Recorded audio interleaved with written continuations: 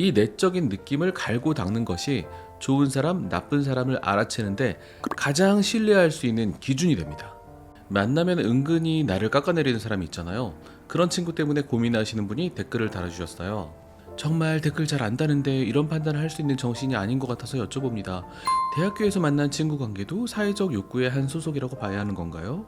최근에 좀 힘든 일이 있었어요. 잘 어울려 다닌 대학 동기가 있었는데요. 저는 친구니까 하고 좀 많이 맞춰줬어요. 코로나가 터지고 계속 믿을 수 없는 정보로 마녀 사냥을 하는 친구의 모습을 보고 1년 내내 참다가 더 이상 못 참고 스트레스를 받아서 최근에 한마디를 했어요.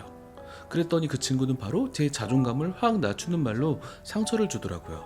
그래서 제가 너무 충격을 받아서 일단 제가 아프다고 모임하고 있는 거 그거 잠시 쉬어야 될 것 같다고 말했어요.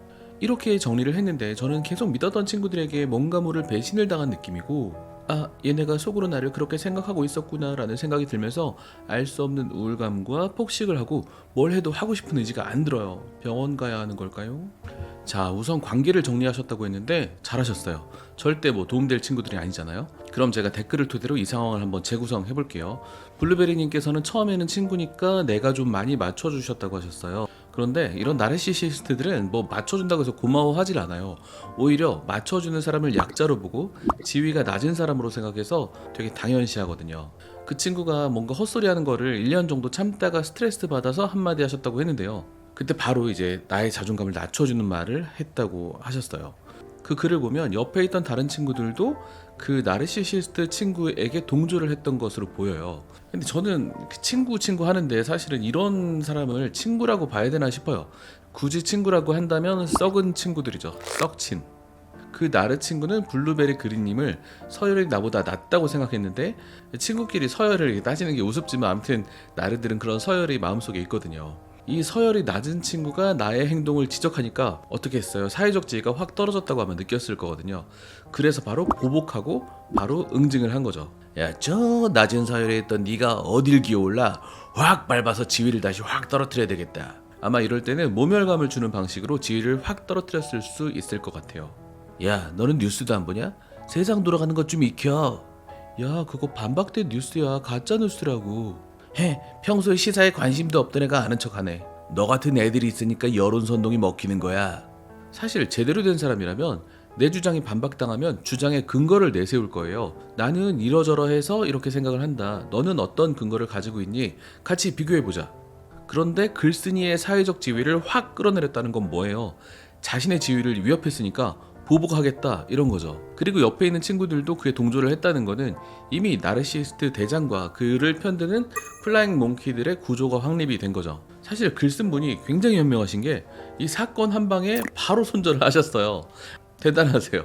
왜냐면 보통은 수십 번 당하고도 그 그룹에서 탈출을 잘 못하거든요. 댓글 서두에 대학교에서 만난 친구 관계도 사회적 소속 욕구를 불러일으키나요? 라고 물어보셨는데, 그럼요. 아주 강력한 사회적 소속 욕구를 채워주죠. 그런 친구들 없으면은 수업 듣고 밥 먹을 때 혼자 해야 되잖아요. 고등학교 때보다 훨씬 더 강한 압력을 받는 집단이 될 수 있다고 봅니다. 근데 이런 큰 상처에도 불구하고 사건의 맥락을 잘 정리해서 적으실 수도 있다는 거는 굉장히 현명하시고 생각도 많이 해보신 것 같아요. 그리고 벌써 치유가 시작된 겁니다.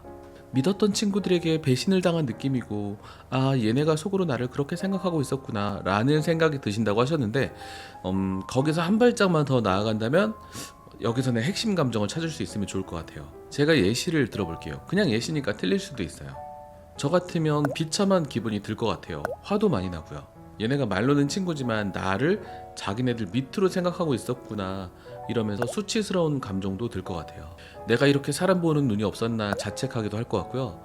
아, 내가 앞으로 만나는 사람들도 내가 이 사람이 좋은 사람인지 아닌지 구별할 수 없어서 또 이런 일이 벌어지면 어떡하지? 라는 두려운 감정도 들 것 같아요.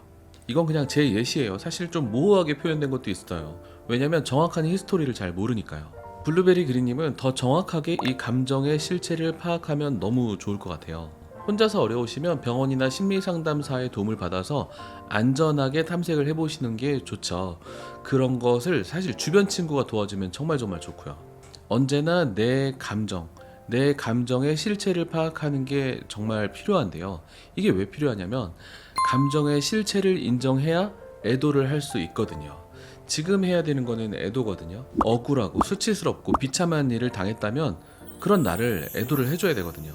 그때 누군가 같이 할 수 있으면 정말 좋고요. 내가 싸우고 있는 것의 실체를 모르고 싸우는 것만큼 질이 멸렬한 일이 없어요. 그리고 완결되지 않은 감정은 계속 내 속을 떠돌아다니면서 나에게 독이 됩니다. 그러면서 지금 이 감정, 아까 말했던 이 핵심 감정을 잘 느끼고 기억을 해두는 게 정말 중요한데요. 다음에 또 이런 감정을 불러일으키는 사람을 만날 수 있잖아요. 이런 감정을 약하게라도 느끼게 하는 사람이 있다면 이게 경계를 할 수 있겠죠. 이 내적인 느낌을 갈고 닦는 것이 좋은 사람, 나쁜 사람을 알아채는데 가장 신뢰할 수 있는 기준이 됩니다. 그래서 정신과 의사들이나 상담사들도 계속 이것을 트레이닝하죠. 야, 쿨하지 못하게 별것도 아닌 거 가지고 왜 그래? 그냥 툭툭 털고 일어나. 옆에서 이런 말하는 사람이 최악 중에 최악이죠.